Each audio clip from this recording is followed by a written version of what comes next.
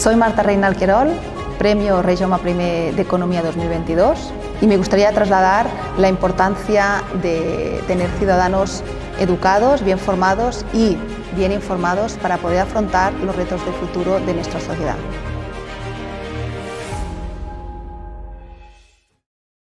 Nosotros hacemos investigación de temas sociales, como temas de conflictos bélicos, desigualdad, y últimamente lo estamos haciendo de una manera muy interdisciplinar, con lo cual estamos trabajando en grupos muy grandes, donde tenemos historiadores, donde tenemos ingenieros de datos, donde también en algunos casos hemos hecho participación con bancos.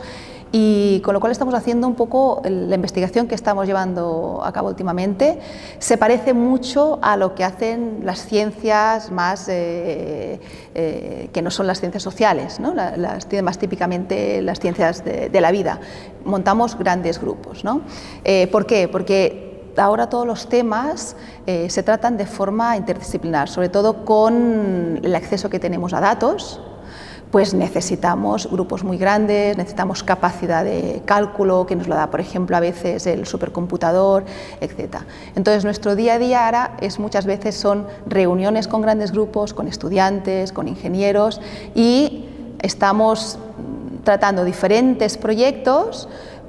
Cada día vemos cómo avanzamos, pues qué se ha avanzado con los datos, qué se ha calculado, etc., ¿no?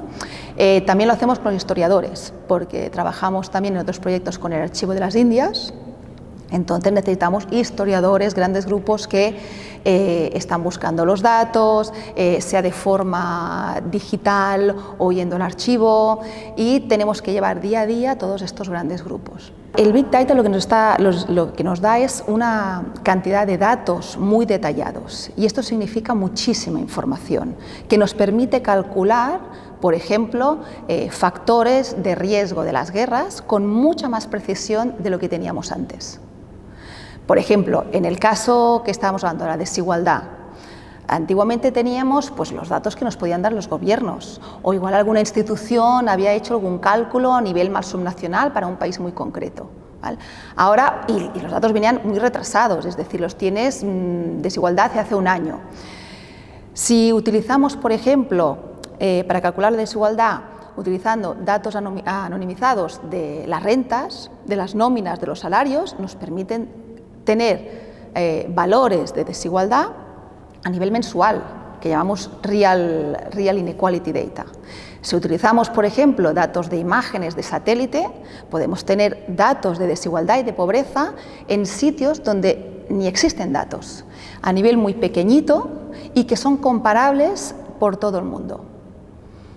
Entonces, el Big Data en estos momentos nos aporta toda esta capacidad de cálculo que antiguamente no teníamos, y con lo cual los resultados, la perspectiva, las medidas que tenemos a veces difieren mucho de lo que podíamos tener, con lo cual nos da una perspectiva muy diferente de lo que teníamos hasta ahora.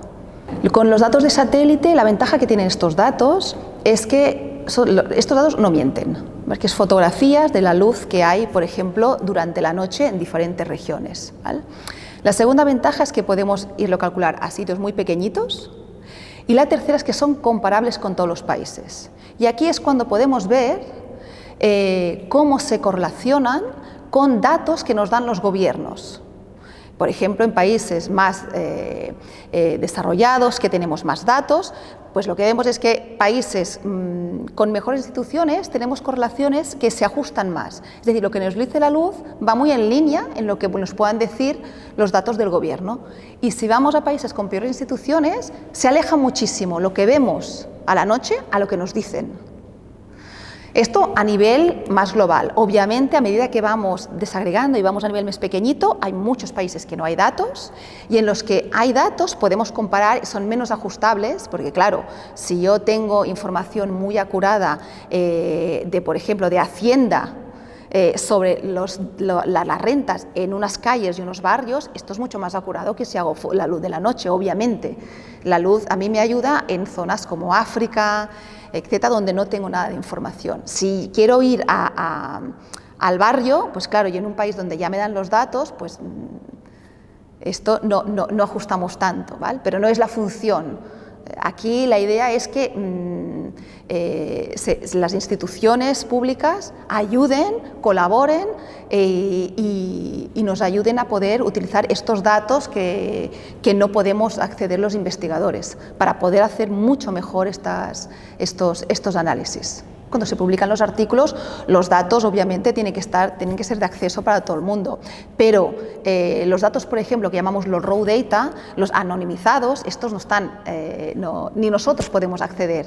Si trabajamos con las instituciones o privadas o lo que sea, ellos nos permiten trabajar con los datos, no tenemos acceso, es todo anonimizado. Pero los resultados, los rankings, esto sí que se puede acceder. Lo mismo pasa con las empresas privadas. O sea, esto de la luz de satélite, ahora ya hemos llegado al límite de lo que podemos hacer. Ahora necesitamos fotografías de día.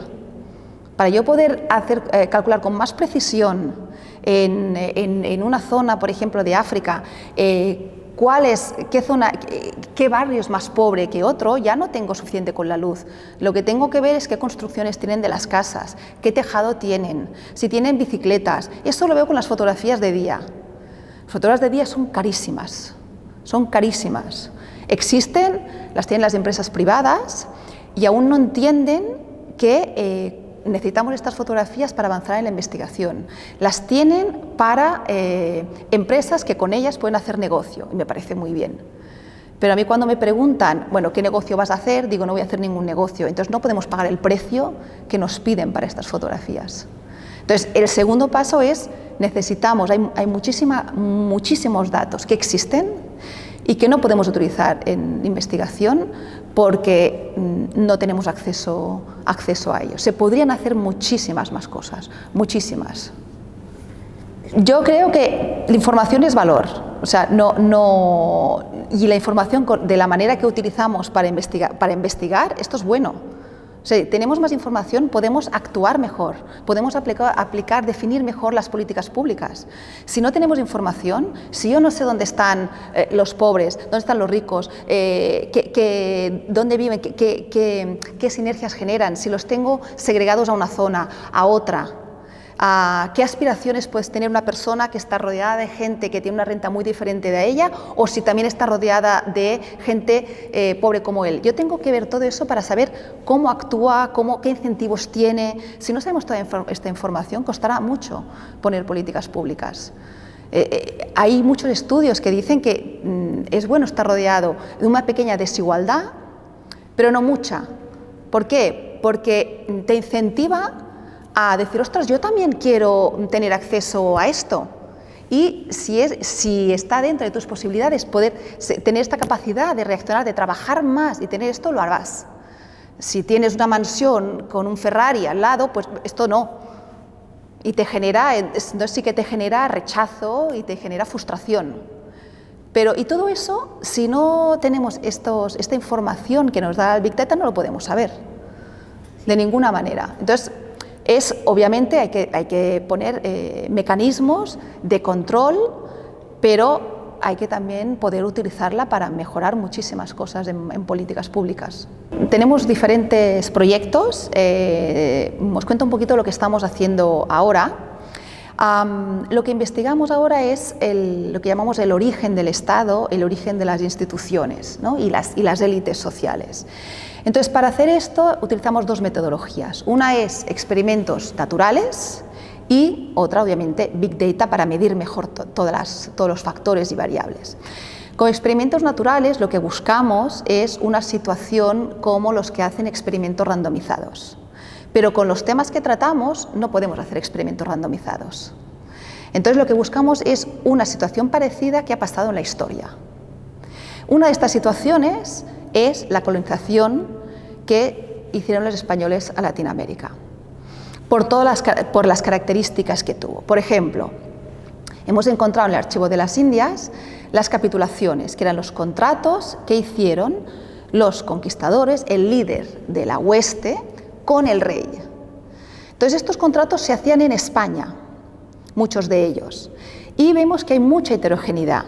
Algunos, por ejemplo, tenían derecho a poder poner ciertos impuestos, tenían derecho a elegir quién trataría los temas de ley y orden, tenía poder también militar, otros no. Entonces, toda esta heterogeneidad nos permite ver que habían muchas diferencias. Y luego se aplicaron obviamente, adaptándose a la situación, pero se aplicaron a diferentes territorios. Y lo importante es que cuando se definieron no conocían las características del territorio. Entonces vemos que hay mucha heterogeneidad en las primeras instituciones que los colonizadores implementaron en Latinoamérica. Obviamente, tenemos información y recolectamos información de lo que llamamos las instituciones precoloniales, que eran de los grupos que estaban establecidos allí. Sabemos lo que pasó con muchos grupos, muchos desaparecieron, otros no, y podemos controlar por el sistema. Es decir, ¿qué queremos saber con esto? Bueno, pues igual un grupo que tenía un nivel, que llamamos un nivel de Estado más elevado, que ya tenía una estructura, se adaptó mejor que un grupo donde no tenía una estructura institucional. Entonces, todo esto es lo que nos permite, es decir, la situación nos permitirá ver si se implementaron instituciones, por ejemplo, con separación de poderes, ha funcionado mejor que en los sitios donde no se implementaron separación de poderes. Que en aquel momento parece que todo era lo mismo, pero no, vemos que en las capitulaciones hay pequeñas regulaciones que implementaban que son diferentes y que implican esto. Entonces, por ejemplo, hemos visto lo bueno de esto es que además tienes diferencias en un mismo país. Por ejemplo, en México tenemos la zona que está muy clara de Ibarra y Guzmán, ¿vale? Que eran dos personajes muy distintos.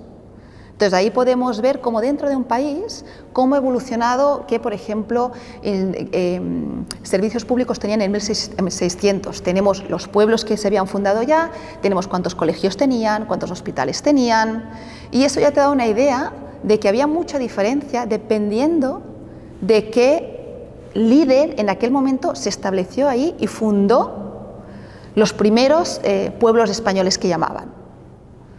Y entonces vemos cómo este persiste hasta hoy. Hasta hoy podemos ver, y aquí utilizamos Big Data, utilizamos información de Google Earth, de cómo vemos hoy estas zonas aún tienen más servicios públicos que la otra, dentro de un mismo país. Dentro de un mismo país. Entonces, te estoy diciendo un poquito de la importancia de las personas que fundaron las instituciones. En la literatura todo el mundo habla de que las instituciones son importantes, claro que son importantes, pero alguien las crea. Hay individuos que las crean, hay individuos que regulan. Y hoy en día pasa lo mismo. La teoría te dice que instituciones con estas características funcionarán muy bien. Y vas a la realidad y ves países que son capaces de hacerlo y otros que no son capaces de hacerlo, con instituciones muy parecidas. Entonces, nosotros reivindicamos un poquito el papel que tiene el líder, ¿no? La importancia de la persona que toma decisiones, que está gestionando el país en aquel momento. Y el experimento que hacemos con la colonización es un poco ir al origen, porque nos permite ver el origen de es una de las pocas situaciones históricas donde podemos utilizarlo como un experimento randomizado, en este sentido, experimento natural, por las características que tiene la situación, que es el origen del Estado, ¿vale? Es decir, siempre buscamos, cuando tratamos todos estos temas, el problema que tenemos es que igual un país que va mejor tiene mejores instituciones. Entonces, en aquel momento tenemos el origen. Las conclusiones que podemos sacar nos indican, imagínate un primer trabajo que tenemos sobre la educación de los primeros, lo que llamamos, durante la colonización, pero es el que leemos el líder de la hueste, que es el conquistador. Y tenemos sus biografías, tenemos su nivel educativo, que en aquel momento parece que no, pero había diferencias. Y habían poquitos que tenían estudios superiores. Y vemos una gran diferencia entre las políticas lo que implementaron en aquel momento y las consecuencias que ha tenido. Entonces, esto que en la actualidad no lo puedes hacer porque resulta que igual un país que va mejor te escoge un líder más preparado, no puedes ver la causalidad. En la actualidad, lo que hicimos en estudios previos era mirar cambios aleatorios, como era un líder que moría por un ataque al corazón de forma inesperada en el gobierno. Entonces, este cambio no viene por la coyuntura económica, el cambio viene porque es al azar, y ahí sí que puedes ver. Cuando hicimos estos estudios más actuales de los últimos 100 años, sí que veíamos que los líderes más preparados parecía que lo hacían mejor. Entonces, la pregunta es parecida, pero vamos al origen. Otra metodología, en vez de buscar la aleatoriedad actual, vamos a un experimento natural para poder ver si seguimos en la línea. Realmente esto es un resultado que utilizando diferentes metodologías se va repitiendo, y es lo que estamos viendo. Entonces, el siguiente paso es ver si realmente estas personas en las capitulaciones negociaron mejor la forma en que harían el Estado, o ponían poca regulación, ponían poca estructura estatal en aquel momento. Entonces, es lo que estamos mirando ahora. Pero todo es un poco ver el origen del Estado. Y también lo que miramos es en aquel momento tuvieron mucho poder. En aquel momento la élite estaba a cero, no había élite. Entonces, los que participaron en las primeras huestes se convirtieron en los encomenderos, que tuvieron acceso a las primeras posiciones políticas. Entonces, hacemos un seguimiento de todos los apellidos, estos primeros apellidos, hacemos un seguimiento hasta la actualidad. Todas las posiciones políticas de todos los pequeños municipios hasta el día de hoy, para ver la movilidad social. ¿Ha habido movilidad social? ¿Cuándo se ha producido? ¿Por qué? Y esto lo comparamos para hacer estos estudios necesitamos comparar con los apellidos que había en estos sitios en aquel momento, y esto hay archivos de esto. Esto es donde el trabajo de Big Data está aquí, porque la cantidad de documentos que se están chequeando, que se están computando los nombres, todo es enorme. Entonces, aquí es donde, pero existe, la información ya existe, esto es lo bueno, que existe, pero trabajar con estos datos es muy difícil y se necesita ingenieros, se necesita gente especializada, porque hay veces te encuentras que lo podemos hacer, pero el tiempo de computación igual son 50 años. Entonces necesitas gente que sepa hacer esto mucho más eficiente, y te lo pueda hacer pues en un mes, en 2 meses, y que pueda hacer muy eficiente el procesar todos estos datos, de diferentes grupos, diferentes ordenadores.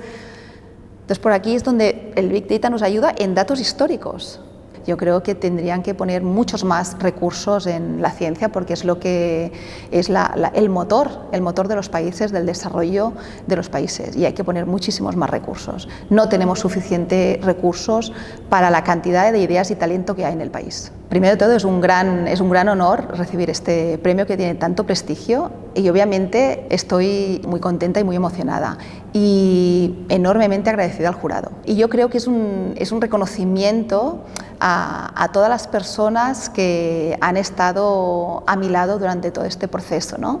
Últimamente tenemos una cantidad de estudiantes que se están esforzando muchísimo y muy ilusionados en estos proyectos, todos los coautores a lo largo de mi carrera, y sobre todo también mi familia, empezando por mis padres, que los valores que me enseñaron siempre están allá, en cada paso que doy están allá, y también mi marido y mis hijos, que han estado siempre a mi lado, apoyando y aguantándome.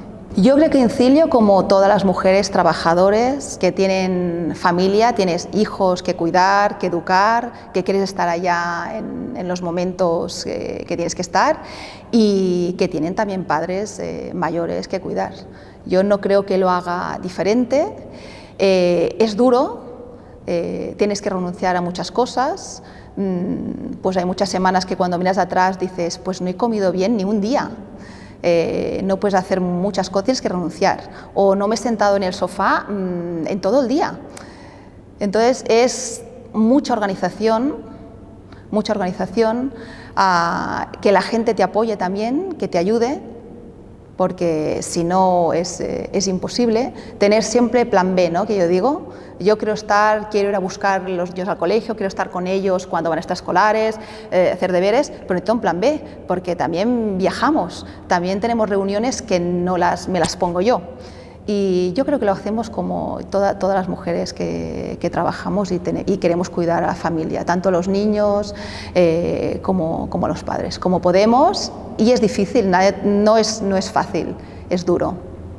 Bueno, claro, no puedo dedicar las horas que quiero al trabajo y tienes una frustración, no puedes tampoco dedicar, hay momentos que pasan cosas y no puedes estar allá con los hijos o con los padres, te divides el tiempo. Y bueno, claro, todos sufren, ¿no? Y tiene esta sensación de que, ostras, estás haciendo todo mal, ¿no? Después recibes un premio así y piensas, bueno, es también mucha ilusión y es como una inyección de energía de decir, bueno, vamos en el buen camino, ¿no? Aunque tengas muchas frustraciones, pero hace mucha ilusión. Primero es un honor que yo creo que es indescriptible. Pensar que estas personas están al jurado y me han dado el premio es un honor enorme y sí, mucho respeto y mucha responsabilidad. Yo siempre he hecho investigación que trata temas sociales muy relevantes como los conflictos bélicos, la desigualdad, la ayuda al desarrollo, desde una perspectiva muy empírica, que es decir, utilizando datos muy detallados y también construyendo datos cuando no había, ¿no? Y eso te da una perspectiva muy nueva a todos esos temas que durante muchos años tenían solo respuestas narrativas, ¿no? No había evidencia. Y yo creo que la investigación que hago junto con mis coautores y mi equipo es que no damos nada por sentado, ¿no? Y ponemos en duda siempre o cuestionamos, no evidencias, cuestionamos conceptos que están muy establecidos pero de los que no tenemos evidencia. Un ejemplo, que yo creo que es el más relevante, es el tema de la medida de la polarización, ¿no? Se creía y se argumentaba y se machacaba mucho la idea de que las sociedades que tienen muchos grupos pequeñitos tienen problemas porque obviamente se están peleando todo el día, ¿no? Y la realidad es que no es así. O sea, la situación de más peligro es cuando tienes una mayoría enfrentada a una gran minoría, ¿no? Entonces, para captar esta situación de una mayoría enfrentada a una gran minoría, es crear una medida donde la máxima situación de peligro sea que tengas dos grupos de 50 y 50.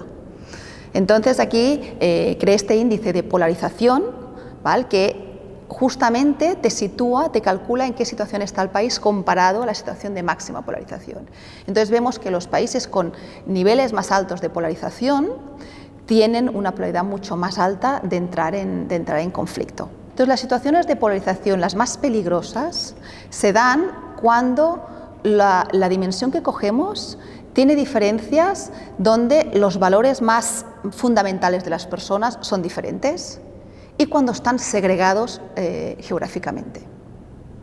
Entonces, esta situación no es tan fácil tampoco de encontrar, ¿no? Y yo creo que actualmente, aunque hay muchas diferencias en España, yo creo que todos cenamos con amigos que tienen ideas muy diferentes, no nos peleamos, podemos vivir y lo más importante para muchos es los valores estos fundamentales, que es la familia, la educación, la salud, y esto está por encima de muchas cosas. Y aquí todos pensamos igual.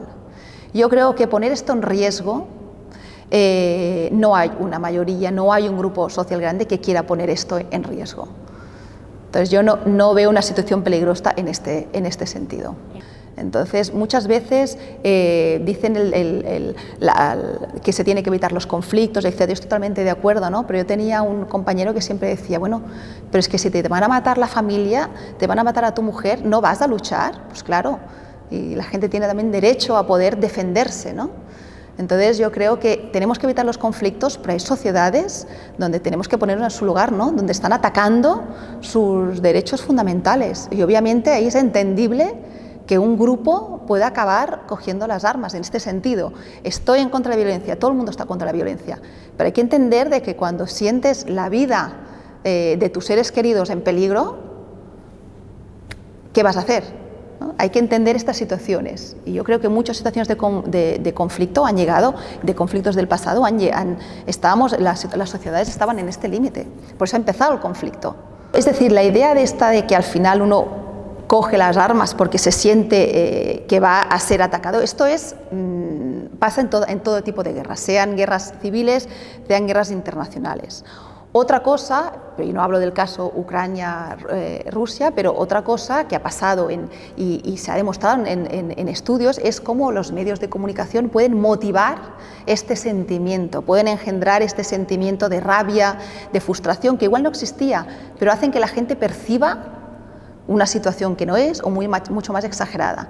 Entonces sí que los medios a veces en algunos países han hecho, en las guerras de Ruanda se ha mostrado científicamente el rol que tuvo en los medios de comunicación, ¿no? en las radios específicas, en promover este sentimiento de frustración, de quién es el enemigo, que nos van a matar, etcétera, ¿no? Pero digamos siempre que en todas las guerras, yo siempre creo, a veces muchas conversaciones informales, la gente te dice, es que allá son diferentes. No son diferentes en ningún lado. La situación que viven es diferente. Yo siempre pregunto, tenemos que ir a la Guerra Civil Española, preguntar a los abuelos que quedan aún qué pasaba, ¿no? Qué situaciones vivían. Y estos son es nuestra sangre, ¿no? Había gente que ya también mataba, o sea, no somos tan diferentes.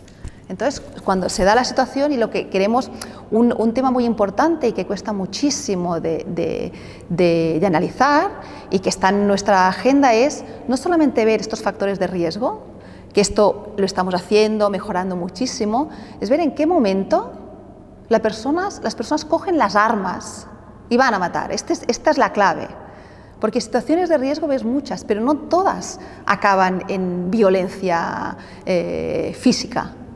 Entonces, ver en qué momento, qué es lo que pasa, para que haya un momento donde un grupo coja las armas y se ponga a matar. Porque este grupo acaba siendo gente normal, no son diferentes. Entonces, ver qué pasa, qué información están recibiendo, qué es lo que perciben para hacer esto. Entonces, por eso siempre digo, si no está en riesgo tus hijos, tu familia, la salud, el trabajo, la gente no va a coger un arma. Lo que hemos estado trabajando mucho es aumentar la resiliencia de los países, reducir esta sensación de la probabilidad de entrar en el conflicto, ¿no? Esto es como la salud de las personas, ¿no? Tú lo que quieres es que la persona haga dieta, haga ejercicio, no fume. ¿Por qué? Porque reduces que tenga un ataque al corazón.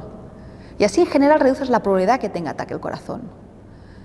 Pero el que tiene un alto riesgo, sabes que lo tendrá, pero no sabes cuándo. Y entonces nos pasa lo mismo, sabemos el país que tiene una alta probabilidad de tener el conflicto, pero no sabemos cuándo empezará. Y cuándo, poder predecir en qué situación esto está a punto de estallar, es lo que cuesta muchísimo más. Se han hecho algunos intentos, pero las predicciones son muy malas actualmente. O sea, hay que cambiar la estrategia, la metodología, para poder realmente ver de qué depende, ¿no? Qué es lo que podemos medir para poder hacer esto. Yo confío mucho en la humanidad, pero sí que tenemos que tener presente que hay cosas que no podemos desentendernos tanto, ¿no? Los líderes importan muchísimo, no nos podemos desentender. Y ya vemos lo que pasa cuando líderes inadecuados están en el poder, las barbaridades que pueden llegar a hacer. Y lo estamos viendo claramente lo que está pasando ahora, lo hemos visto en el pasado. Entonces, y hay líderes de estos que se han elegido. Entonces, educar al país, educar a las personas, esto es importantísimo para que puedan elegir bien a los líderes que tienen.